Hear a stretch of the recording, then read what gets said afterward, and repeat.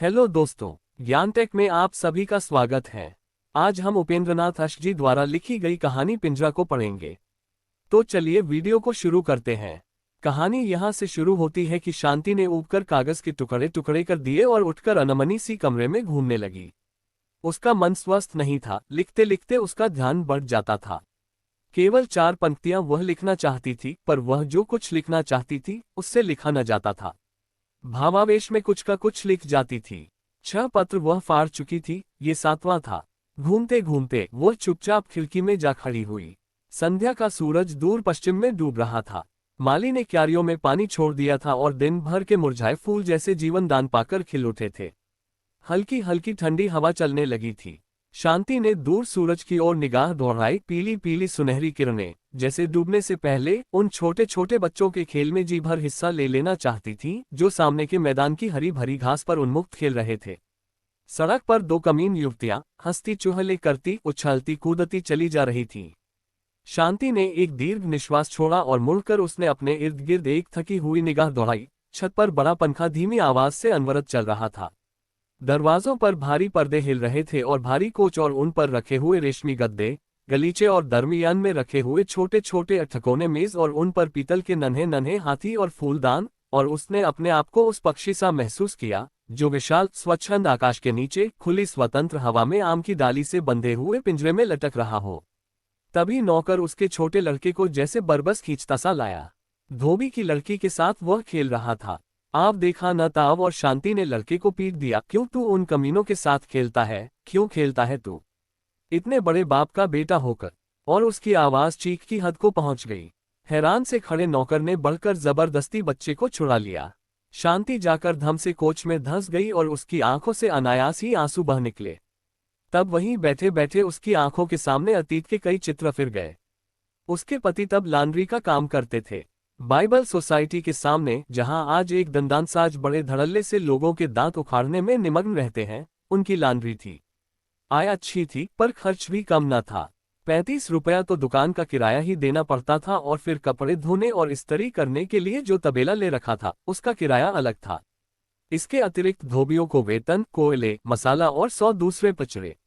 इस सब खर्च की व्यवस्था के बाद जो थोड़ा बहुत बचता था उससे बड़ी कठिनाई के साथ घर का खर्च चलता था। और घर उन्होंने दुकान के पीछे ही महिलाल स्ट्रीट में ले रखा था। महिलाल स्ट्रीट जैसी अब है वैसी ही तब भी थी। मकानों का रूप यद्यपि इन 10 वर्षों में कुछ बदल गया है, किंतु मकानों में कुछ अधिक अंतर नहीं आया। अब भी इस इलाके में कमीन बसते हैं और तब भी बसते थे। सील भरी अंधेरी कोठरियां चमारों, धीवरों और शुद्ध हिंदुओं का निवास स्थान थी। एक ही कोठरी में रसोई, बैठक, शयन गृह, और वह भी ऐसा जिसमें सास ससुर, बेटा बहू, लड़कियां लड़के सब एक साथ सोते हों। जिस मकान में शांति रहती थी उसके नीचे टैंडी चमार अपने 8 लड़के लड़कियों के साथ रहता था। दूसरी चौड़ी गली में मारवाड़ी की दुकान थी और जिधर दरवाजा था उधर भंगी रहते थे। उनके दरवाजे से जरा ही परे भंगियों ने तंदूर लगा रखा था, जिसका धुआं सुबह शाम उनकी रसोई में आ जाया करता था, जिससे शांति को प्रायः रसोई की खिड़की बंद रखनी पड़ती थी। दिन रात वहां चारपाइयां बिछी रहती थीं और कपड़ा बचाकर निकलना प्रायः असंभव होता था। गर्मियों के दिन थे और म्यूनिसिपालिटी का नल काफी दूर अनारकली के पास था, इसलिए गरीब लोगों की सहूलियत के ख्याल से शांति ने अपने पति की सिफारिश पर नीचे डेवरी के नल से उन्हें पानी लेने की इजाजत दे दी। किंतु जब उन्हें उस मकान में आए कुछ दिन बीते तो शांति को मालूम हो गया कि यह उदारता बड़ी महंगी पड़ेगी। एक दिन जब उसके पति नहाने के बाद साबुन की डिबिया नीचे ही भूल आए और शांति उसे उठाने गई तो उसने उसे नदारद पाया। फिर कुछ दिन बाद तौलिया गायब हो गया और इसी तरह दूसरे तीसरे कोई न कोई चीज गुम होने लगी। हारकर एक दिन शांति ने अपने पति के पीछे पड़कर नल की टोंटी पर लकड़ी का छोटा सा बक्सा लगवा दिया और चाबी उसकी अपने पास रख ली। दूसरे दिन जब एक ही धोती से शरीर ढांपे वह पसीने से निचुड़ती हुई चूल्हे के आगे बैठी रोटी की व्यवस्था कर रही थी तो उसने अपने सामने एक काली सी लड़की को खड़ी पाया। लड़की उसकी समवयस्क ही थी। रंग उसका बेहद काला था और शरीर पर उसने अत्यंत मैली कुचैली धोती और बंडी पहन रखी थी। वह अपने गहरे काले बालों में सरसों ही का तेल डालती होगी, क्योंकि उसके मस्तक पर बालों के नीचे पसीने के कारण तेल में मिली हुई मैल की एक रेखा बन रही थी। चौड़ा सा मुंह और चपटी सी नाक। शांति के हृदय में क्रोध और घृणा का तूफान उमड़ आया। आज तक घर में जमादारिन के अतिरिक्त नीचे रहने वाली किसी कमीन लड़की को ऊपर आने का साहस न हुआ था और न स्वयं ही उसने किसी से बातचीत करने की कोशिश की थी। लड़की मुस्कुरा रही थी और उसकी आंखों में विचित्र सी चमक थी। क्या बात है? जैसे आंखों ही आंखों में शांति ने क्रोध से पूछा। तनिक मुस्कुराते हुए लड़की ने प्रार्थना की कि बीबी जी, पानी लेना है। हमारा नल भंगी चमारों के लिए नहीं। हम भंगी हैं न चमार। फिर कौन हो? मैं बीबी जी, सामने के मंदिर के पुजारी की लड़की। लेकिन शांति ने आगे न सुना था। उसे लड़की से बातें करते करते घिन आती थी। धोती के छोर से चाबी खोलकर उसने फेंक दी। इस काले कलूटे शरीर में दिल काला न था। और शीघ्र ही शांति को इस बात का पता चल गया। रोज ही पानी लेने के वक्त चाबी के लिए गोमती आती। गली में पूर्वियों का जो मंदिर था वह उसके पुजारी की लड़की थी। अमीरों के मंदिरों के पुजारी भी मोटरों में घूमते हैं। यह मंदिर था गरीब पूर्वियों का, जिनमें प्रायः सब चौकीदार, चपरासी, साइस अथवा मजदूर थे। पुजारी का कुटुंब भी खुली गली के एक और भंगियों की चारपाइयों के सामने सोता था। और जब रात को कोई तांगा उधर गुजरता तो प्रायः किसी न किसी की चारपाई उसके साथ घिसटती हुई चली जाती। मंदिर में कुआं तो था, पर जब से इधर नल आया उस पर डोल और रस्सी कभी ही रही, और फिर जब समीप ही किसी की डेवरी के नल से पानी मिल जाए तो कुएं पर बाजू तोड़ने की क्या जरूरत है। इसलिए गोमती पानी लेने और कुछ पानी लेने के बहाने बातें करने रोज ही सुबह शाम आ जाती। बटलोही नल के नीचे रखकर, जिसमें सदैव पान के कुछ पत्ते तैरा करते, वह ऊपर चली आती और फिर बातों बातों में भूल जाती कि वह पानी लेने आई है, और उस समय तक न उठती जब तक उसकी बुढ़िया दादी गली में अपनी चारपाई पर बैठी हुई चीख चीख कर गालियां देती हुई उसे न पुकारती। इसका यह मतलब नहीं कि इस बीच में शांति और गोमती में मित्रता हो गई थी। हाँ, इतना अवश्य हुआ कि शांति जब रसोई में खाना बनाती अथवा अंदर कमरे में बैठी कपड़े सीती तो उसको गोमती का सीढ़ियों में बैठकर बातें करते रहना बुरा नहीं लगता था। कई तरह की बातें होती, मोहल्ले के भांगियों की बातें, चमारों के घरेलू झगड़ों की बातें और फिर कुछ गोमती की निजी बातें। इस बीच में शांति को मालूम हो गया कि गोमती का विवाह हुए वर्षों बीत चुके हैं, पर उसने अपने पति की सूरत नहीं देखी। बेकार है, इसलिए न वह उसे लेने आता है और न उसके पिता उसे उसके साथ भेजते हैं। कई बार छेड़ने की गर्ज से या कई बार मात्र आनंद लेने की गर्ज से ही शांति उससे उसके पति के संबंध में और उसके अपने मनोभावों के संबंध में प्रश्न पूछती। उत्तर देते समय गोमती शर्मा जाती थी, किंतु इतना सब होते हुए भी उसकी जगह वहीं सीढ़ियों में ही बनी रही। फिर किस प्रकार पुजारी की वह काली कलूटी लड़की वहां से उठकर उसके इतने समीप आ गई कि शांति ने एक बार अनायास आलिंगन में लेकर कह दिया, आज से तुम मेरी बहन हुई गोमती। वह सब आज भी शांति को स्मरण था। सर्दियों की रात थी और अनारकली में सब और धुआं धुआं हो रहा था। ऐसा प्रतीत होता था जैसे लाहौर के समस्त तंदूरों, होटलों, घरों और कारखानों से सारे दिन उठने वाले धुएं ने सांझ होते ही इकट्ठे होकर अनारकली पर आक्रमण कर दिया हो। शांति अपने नन्हे को कंधे से लगाए, हाथों में कुछ हल्के फुल्के लिफाफे थामे क्रय विक्रय करके चली आ रही थी। वह कई दिन के अनुरोध के बाद अपने पति को इधर ला सकी थी और उन्होंने जी भर खाया पिया और खरीद किया था।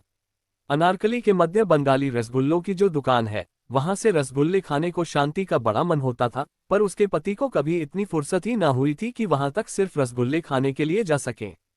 अस्पताल रोड के सिरे पर हलवाई के साथ चाट वाले की जो दुकान है, वहां से चाट खाने को शांति की बड़ी इच्छा थी, पर चाट ऐसी निकम्मी चीज खाने के लिए काम छोड़कर जाने का अवकाश शांति के पति के पास कहाँ।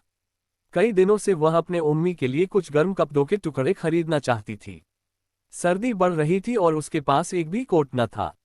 और फिर गर्म कपड़ा न सही, वह चाहती थी कि कुछ ऊन ही मोल ले ली जाए ताकि नन्हे का स्वेटर बुन दिया जाए, पर उसके पति हाँ करके टाल जाते थे। किंतु उस दिन वह निरंतर महीने भर तक अनुरोध करने के बाद उन्हें अपने साथ अनारकली ले जाने में सफल हुई थी। और उस दिन उन्होंने जी भर बंगाली के रसगुल्ले और चाट वाले की चटपटी चाट खाई थी, बल्कि घलुए में मोहन के पकौड़े और मटरों वाले आलूओं के स्वाद भी चखे थे। फिर उम्मी के लिए कपड़ा भी खरीदा था और ऊन भी मोल ली थी, और 2 आने दर्जन ब्लेडों वाली गुडवॉक की डिबिया तथा एक कोलगेट साबुन की 2 आने वाली टिकिया उसके पति ने भी खरीदी थी। कई दिनों से वे उन्हीं पुराने ब्लेडों को शीशे के ग्लास में तेज करके नहाने वाले साबुन से ही हजामत बनाते आ रहे थे, और उस दिन शांति ने ये सब खरीदने के लिए उन्हें विवश कर दिया था। और दोनों जने ये सब खरीद कर खर्च करने के आनंद की अनुभूति से पुलकित चले आ रहे थे। दिसंबर का महीना था और सूखा जाड़ा पड़ रहा था। शांति ने अपने सस्ते पर गर्म शाल को नन्हे के गिर्द और अच्छी तरह लपेटते हुए अचानक कहा, निगुना सूखा जाड़ा पड़ रहा है। सुनती हूं नगर में बीमारी फैल रही है। पर उसके पति चुपचाप धुएं के कारण कड़वी हो जाने वाली अपनी आंखों को रूमाल से मलते चले आ रहे थे। शांति ने फिर कहा, हमारी अपनी गली में कई लोग बीमार हो गए हैं। परसों टैंडी चमार का लड़का निमोनिया से मर गया। तभी शाल में लिपटा लिपटा बच्चा हल्के हल्के 2 बार खांसा और शांति ने उसे और भी अच्छी तरह शाल में लपेट लिया। उसकी बात को सुनी अनसुनी करके उसके पति ने कहा, आज बेहद बद परहेजी की है, पेट में सख्त गड़बड़ी हो रही है। घर आकर शांति ने जब लड़के को चारपाई पर लिटाया और मस्तक पर हाथ फेरते हुए उसके बालों को पिछली तरफ किया तो वह चौंक कर पीछे हटी। उसने डरी हुई निगाहों से अपने पति की ओर देखा। वे सिर को हाथों में दबाए नाली पर बैठे थे। उम्मी का माथा तो तवे की तरह तप रहा है। उसने बड़ी कठिनाई से गले को अचानक अवरुद्ध कर देने वाली किसी चीज को बरबस रोककर कहा, लेकिन उसके पति को क्या हुई? शांति का कंठ अवरुद्ध सा होने लगा था और उसकी आंखें भर सी आ रही थीं, पर अपने पति को क्या करते देख बच्चे का ख्याल छोड़ वह उनकी ओर भागी। पानी लाकर उनको कुल्ला कराया। निढाल से होकर वे चारपाई पर पड़ गए, पर कुछ ही क्षण बाद उन्हें फिर क्या हुई। शांति के हाथ पांव फूल गए। घर में वह अकेली, सास मां पास नहीं, कोई दूसरा नाता रिश्ता भी समीप नहीं और नौकर रखने की गुंजाइश ही कभी नहीं निकली। वह कुछ क्षण के लिए घबरा गई। एक उड़ी उड़ी सी दृष्टि उसने अपने ज्वर से तपते हुए बच्चे और बदहजमी से निढाल पति पर डाली। अचानक उसे गोमती का ख्याल आया। शांति अकेली कभी गली में नहीं उतरी थी, पर सब संकोच छोड़ वह भागी भागी नीचे गई। अपनी कोठरी के बाहर गली की ओर मात्र ईंटों के छोटे से पर्दे की ओट से बने हुए रसोई घर में बैठी गोमती रोटी बेल रही थी और चूल्हे की आग से उसका काला मुख चमक सा रहा था। शांति ने देखा उसका बड़ा भाई अभी खाना खाकर उठा है। तब आगे बढ़कर उसने इशारे से गोमती को बुलाया। तवे को नीचे उतार और लकड़ी को बाहर खींचकर गोमती उसी तरह भागी आ रही। तब विनीत भाव से संक्षेप में शांति ने अपने पति तथा बच्चे की हालत का उल्लेख किया और फिर प्रार्थना की कि वह अपने भाई से कहकर तत्काल किसी डॉक्टर को बुला दे। उनकी लॉन्ड्री के साथ ही जिस डॉक्टर की दुकान है वह सुना है पास ही लाजपती रोड पर रहता है, यदि वह आ जाए तो बहुत ही अच्छा हो। और फिर साड़ी के छोर से 5 रुपये का एक नोट खोल शांति ने गोमती के हाथ में रख दिया कि फीस पहले ही क्यों न देनी पड़े, पर डॉक्टर को ले अवश्य आए। और फिर चलते चलते उसने ये भी प्रार्थना की कि रोटी पकाकर संभव हो तो तुम ही जरा आ जाना उम्मी। शांति का गला भर आया था।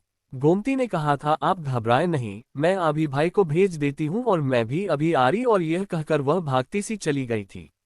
शांति वापस मुड़ी तो सीढ़ियां चढ़ते चढ़ते उसने महसूस किया कि शंका और भय से उसके पांव कांप रहे हैं और उसका दिल धक धक कर रहा है।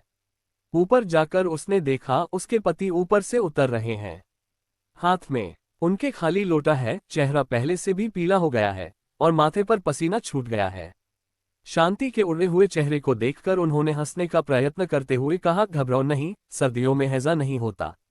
शांति ने रोते हुए कहा, आप ऊपर क्यों गए, वहीं नाली पर बैठ जाते। किंतु जब पति ने नाली की ओर और फिर चारपाई पर पड़े हुए बीमार बच्चे की ओर इशारा किया तो शांति चुप हो गई। उसने पहले सहारा देकर पति को बिस्तर पर लिटाया, फिर नाली पर पानी गिराया, फिर दूसरे कमरे में बिस्तर बिछा बच्चे को उस पर लिटा रही। तभी गोमती आ गई। खाना तो सब खा चुके थे, अपने हिस्से का आटा उठा, आग बुझा, वह भाग आ रही थी।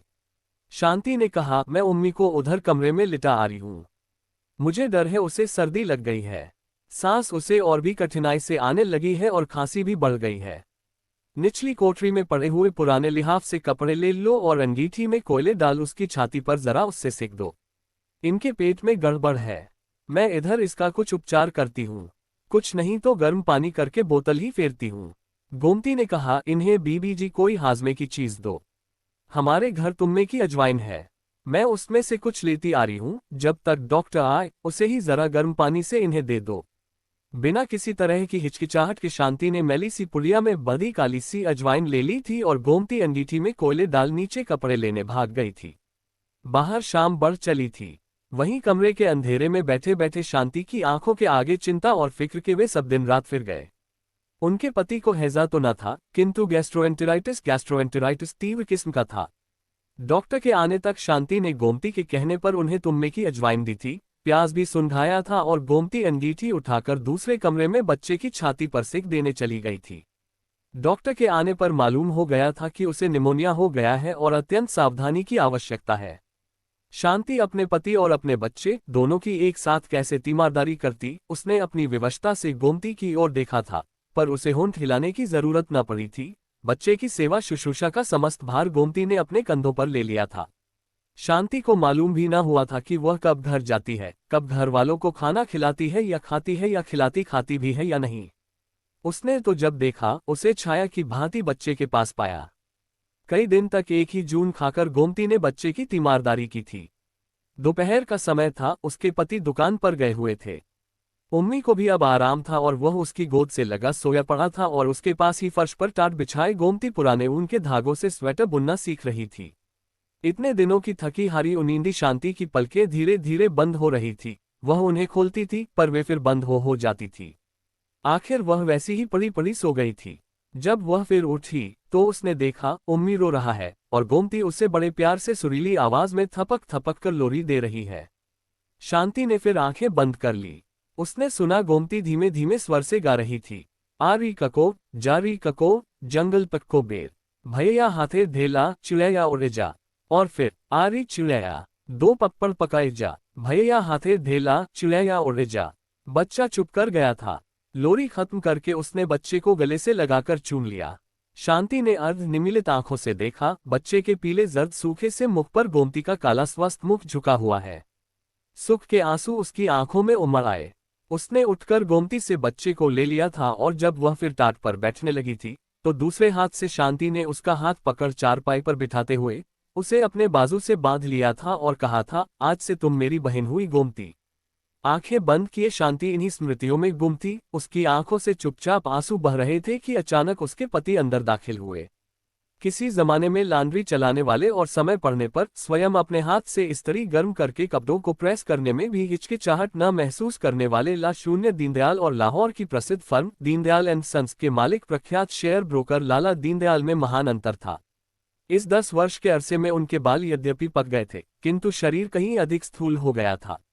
ढीले ढाले और प्रायः लॉन्ड्री के मालिक होते हुए भी मैले कपड़े पहनने की जगह अब उन्होंने अत्यंत बढ़िया किस्म का रेशमी सूट पहन रखा था और पांवों में श्वेत रेशमी जुराबे तथा काले सैंडल पहने हुए थे। शांति ने झट रूमाल से आंखें पोंछ ली। बिजली का बटन दबाते हुए उन्होंने कहा, यहाँ अंधेरे में क्या पड़ी हो, उठो बाहर बाग में घूमो फिरो। और फिर बोले, इंद्रानी का फोन आया था कि बहन यदि चाहें तो आज सिनेमा देखा जाए। बहन दिल ही दिल में विषाद से शांति मुस्कुरारी और उसके सामने एक और काली कलूटी सी लड़की का चित्र खींच गया जिसे कभी उसने बहन कहा था, किंतु प्रकट उसने सिर्फ इतना कहा, मेरी तबीयत ठीक नहीं। मुंह फुलाए हुए ला शून्य दीनदयाल बाहर चले गए। तब आंखों को फिर एक बार पोंछकर और तनिक स्वस्थ होकर शांति मेज के पास आरी और कुर्सी पर बैठ पैर अपनी ओर को खिसका कलम उठाकर उसने लिखा, बहन गोमती, तुम्हारी बहन अब बड़ी बन गई है, बड़े आदमी की बीबी है। बड़े आदमियों की बीबियां अब उसकी बहनें हैं। पिंजरे में बंद पक्षी को कब इजाजत होती है कि स्वच्छंद स्वतंत्र विहार करने वाले अपने हमजोलियों से मिले। मैंने तुम्हें कल फिर आने के लिए कहा था, पर अब तुम कल ना आना। अपनी इस बंदिनी बहन को भूलने की कोशिश करना। शांति। इस बार उसने एक पंक्ति भी नहीं काटी और न कागज ही फाड़ा। हाँ, एक बार लिखते लिखते फिर आंखें भर आने से जो एक दो आंसुओं की बूंदें पत्र पर अनायास ही गिर पड़ी थीं, उन्हें उसने ब्लॉटिंग पेपर से सुखा दिया था। फिर पत्र को लिफाफे में बंद करके उसने नौकर को आवाज दी और उसके हाथ में लिफाफा देकर कहा कि महिलाल स्ट्रीट में पूर्वियों के मंदिर के पुजारी की लड़की गोमती को दे आए। और फिर समझाते हुए कहा, गोमती कुछ ही दिन हुए अपनी ससुराल से आई है। पत्र लेकर नौकर चला ही था कि शांति ने उसे फिर आवाज दी और पत्र उसके हाथ से लेकर फाड़ डाला। फिर धीरे से उसने कहा, तुम गोमती से कहना कि बीबी अचानक आज मैके जा रही है और 2 महीने तक वापस न लौटेंगी। ये कहकर वह फिर खिड़की में जा खड़ी हुई और अस्त हो जाने वाले सूरज के स्थान पर ऊपर की ओर बढ़ते हुए अंधेरे को देखने लगी। बात इतनी ही थी कि आज दोपहर को जब वे ब्रिज खेल रहे थे तब नौकर ने आकर खबर दी थी कि महिलाल स्ट्रीट के पुजारी की लड़की गोमती आई है। तब खेल को बीच ही में छोड़कर और भूलकर कि उसके पार्टनर राय साहब लाला बिहारी लाल है, वह भाग गई थी और उसने गोमती को अपनी भुजाओं में भींच लिया था और फिर वह उसे अपने कमरे में ले गई थी। तब दोनों बहुत देर तक अपने दुख सुख की बातें करती रही थीं। शांति ने जाना था कि किस प्रकार गोमती का पति काम करने लगा, उसे ले गया और उसे 4 बच्चों की मां बना दिया और गोमती ने उम्मी का और दूसरे बच्चों का हाल पूछा था। ला शून्य दीनदयाल इस बीच में कई बार बुलाने आए थे, पर वह न गई थी और जब दूसरे दिन आने का वादा लेकर उसने गोमती को विदा किया था तो उसके पति ने कहा था, तुम्हें शर्म नहीं आती, उस उजड़ और गंवार औरत को लेकर तुम बैठी रही, तुम्हें मेरी इज्जत का जरा भी ख्याल नहीं। उसे बगल में लिए उन सबके सामने से गुजर गईं। राय साहब और उनकी पत्नी हंसने लगे और आखिर प्रतीक्षा करके चले गए। इसके बाद उन्होंने और भी बहुत कुछ कहा था, लेकिन शांति ने तो फैसला कर लिया था कि वह पिंजरे को पिंजरा ही समझेगी और उड़ने का प्रयास न करेगी।